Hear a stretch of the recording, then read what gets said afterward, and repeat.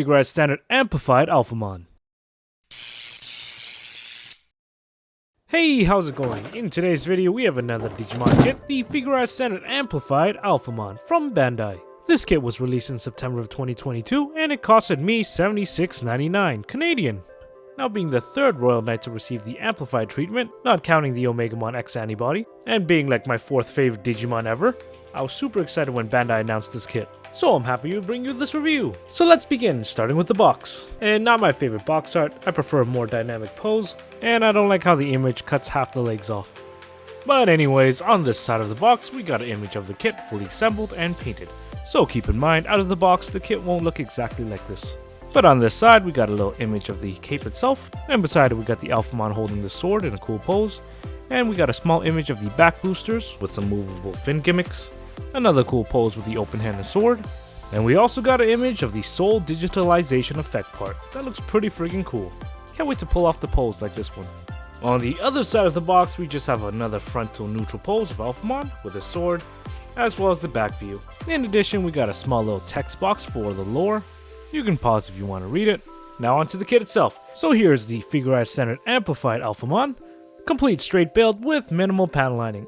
Despite being mostly a black kit, I did manage to panel line the gold trim, or should I say fake gold, because in reality, it's not actually gold. It's this cheap brass copper looking color, which looks better in video, but in person, it doesn't look that great.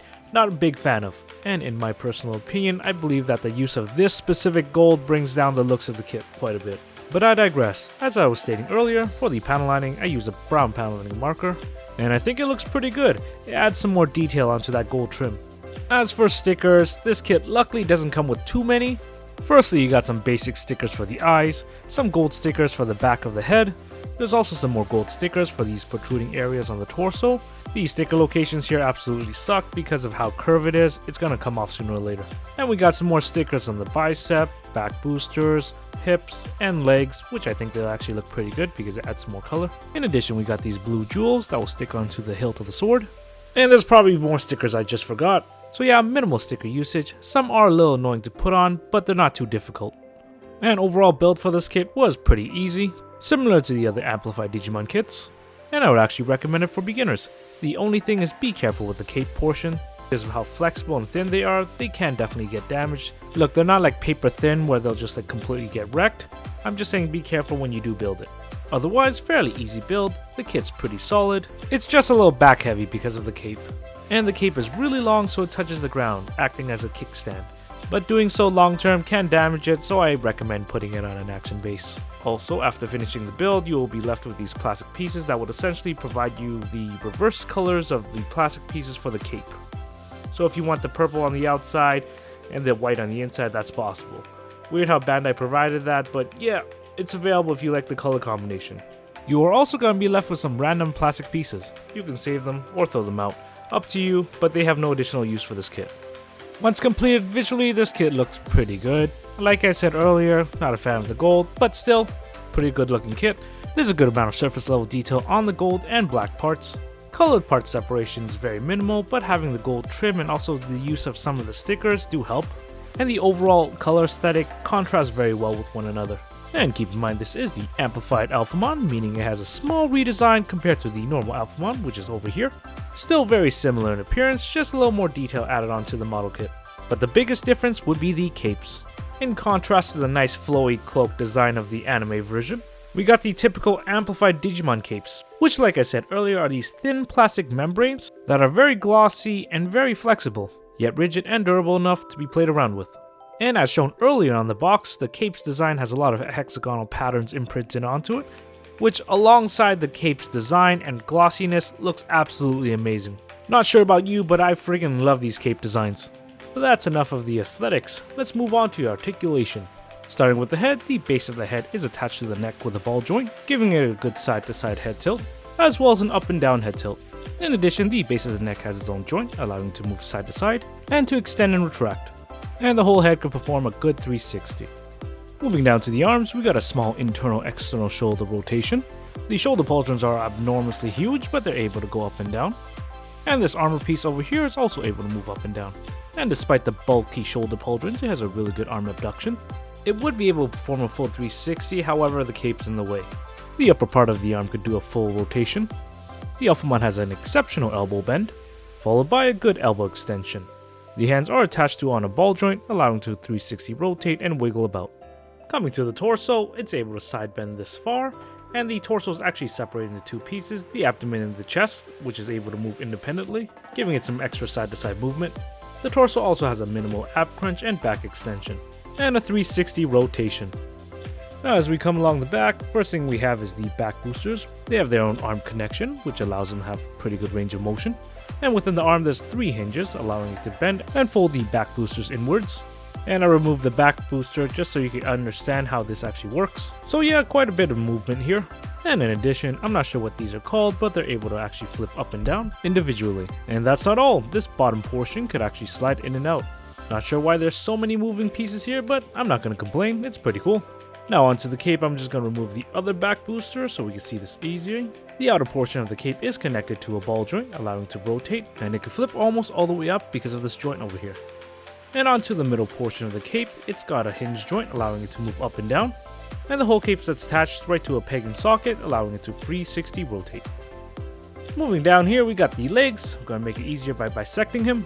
Now as for splits, it's very minimal due to the leg armor design, and because of this design, the upper part of the leg cannot 360 rotate, though it can still rotate quite a bit. And we have this much of a high kick, which is pretty good, as well as the back kick. There's a decent knee bend. The ankle's got a small side to side pivot. Because of the shape of the shins, it has a very minimal toe point and dorsiflexion, but it is able to 360 rotate. We got movement in this ankle armor over here, and lastly, all the toes can move individually. Overall articulation's decent at best. Some of the bulkiness in the armor does get in the way of the articulation, but it's not terrible. Now before we move on to extra and accessories, I'm going to have to put it on an action base, just because I don't want to prolong the bending of the cape, and also action base not included.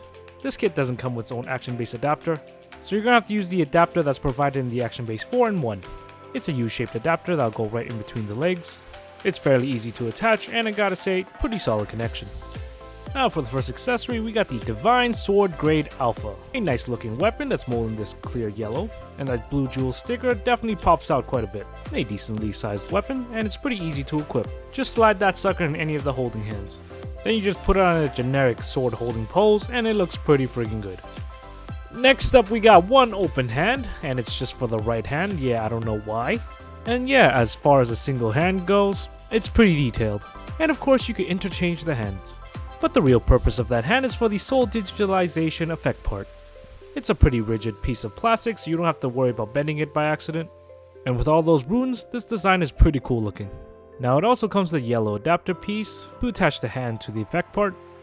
A small little process, you might have a bit of difficulty at the beginning, but you'll get the hang of it. And as the effect part goes, it's very unique and looks pretty cool. Though this kit doesn't have that many accessories and extras, what it does have is very different compared to other kits, and it's pretty fun to slap it on the Alphamon and have him pose with it. Though I still wish that this kit came with the Oryuken blade. I hope they don't BS us and put it behind a P Bandai exclusive. All that being said, let's give him a good old shake test, see how durable it is.